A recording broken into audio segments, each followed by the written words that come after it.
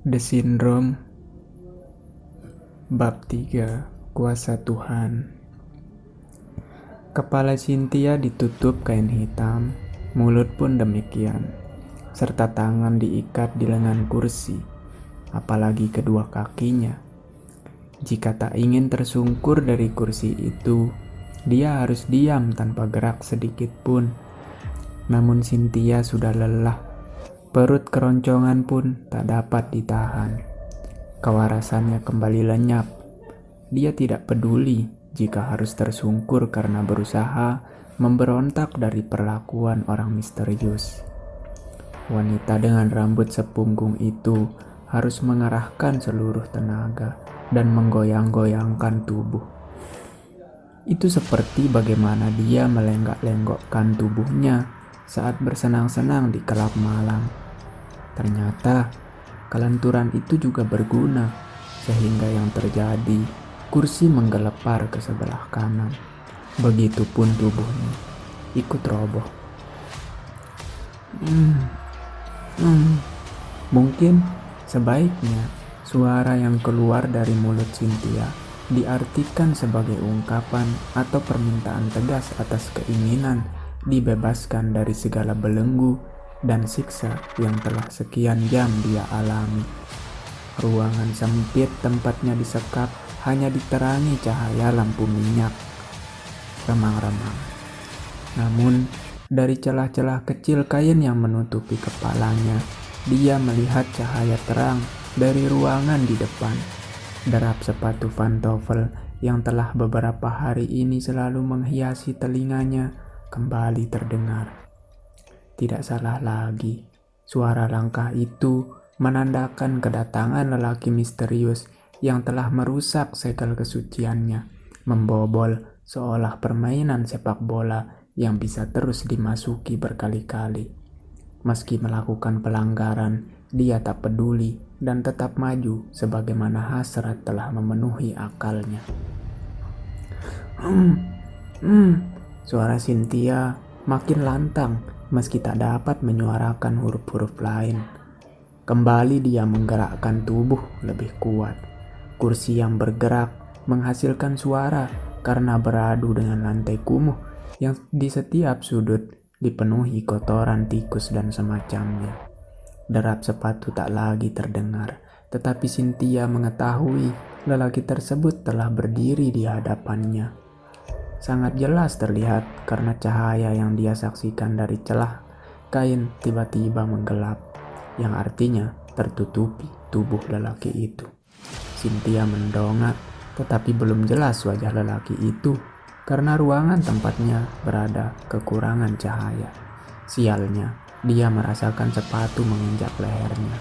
Hal itu justru membuatnya semakin berontak dan berteriak.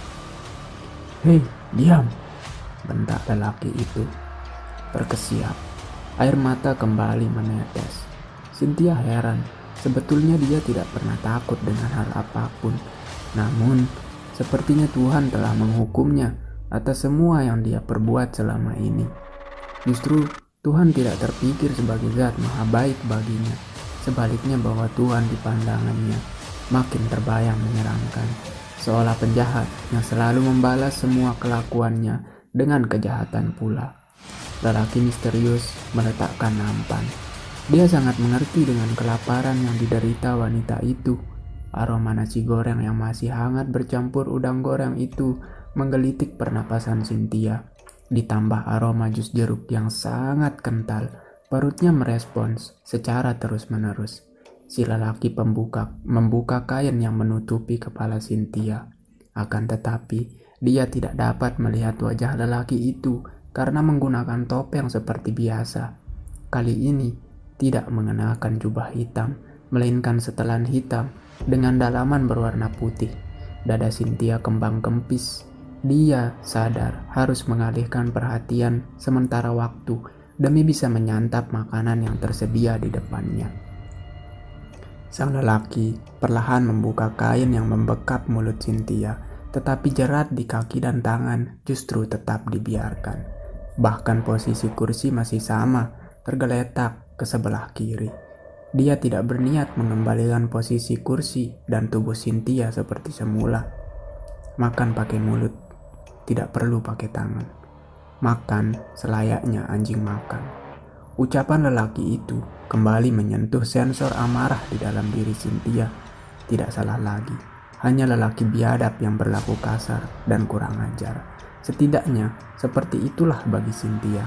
Dia makin yakin dirinya sedang berusaha disiksa orang gila yang kehilangan kepercayaan dan rasa kemanusiaan. Walau demikian, tak ada cara lain dan dia hanya bisa pasrah, lalu melahap nasi goreng tanpa menggunakan tangan untuk pertama kalinya.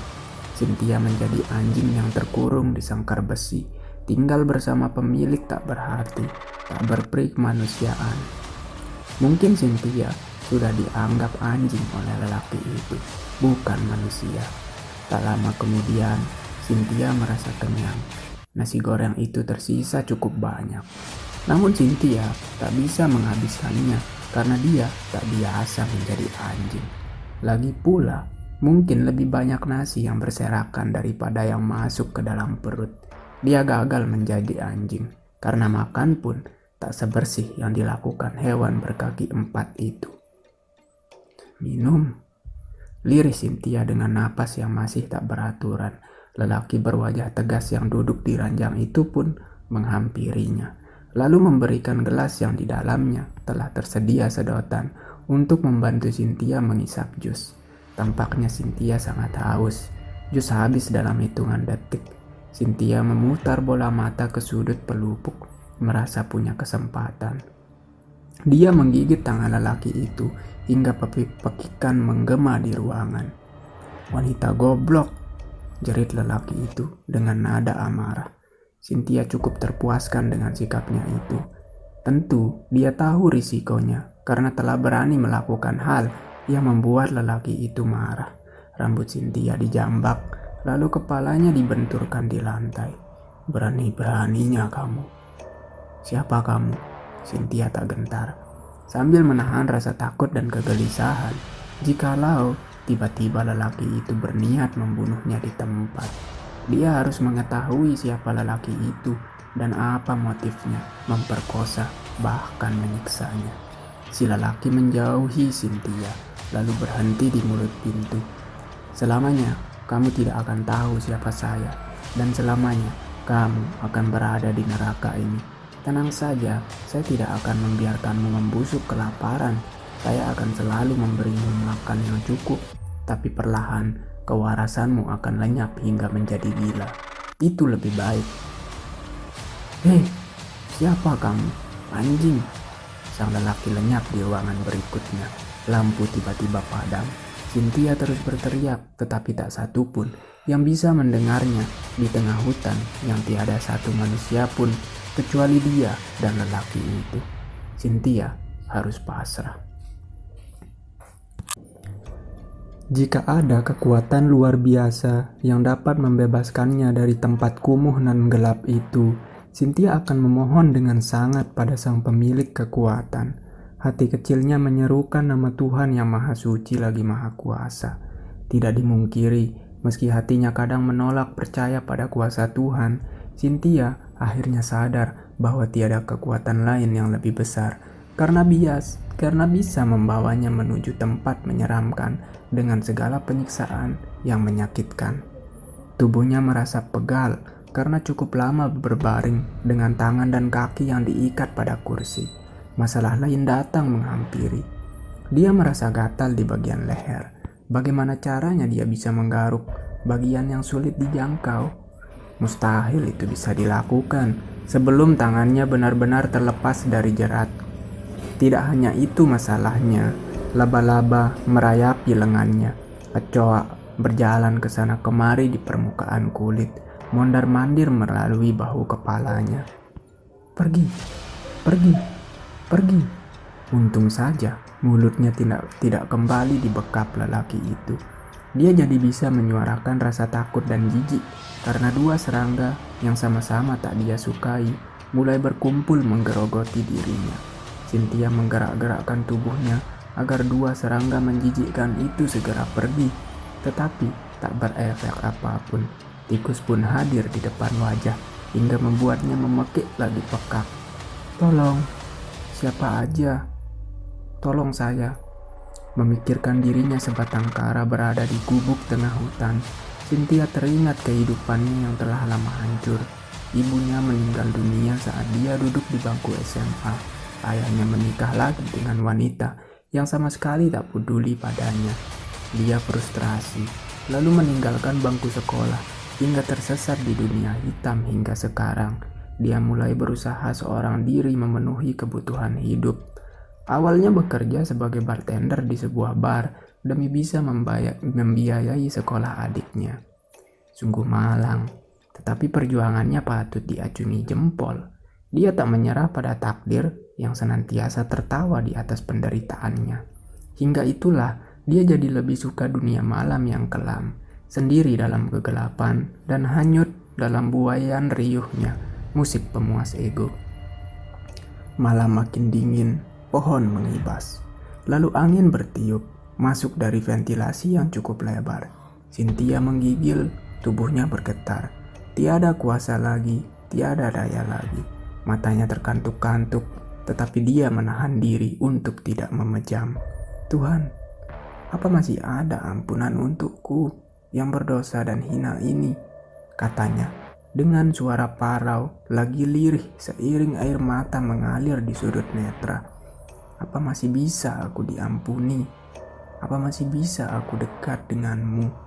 Aku sadar kok, aku sudah meninggalkanmu dalam waktu yang sangat lama. Aku terbuai dengan dunia yang kau ciptakan. Aku sadar itu." Wajah itu tampak lelah. Garis bibirnya melengkung naik. "Tuhan, mohon maaf ya.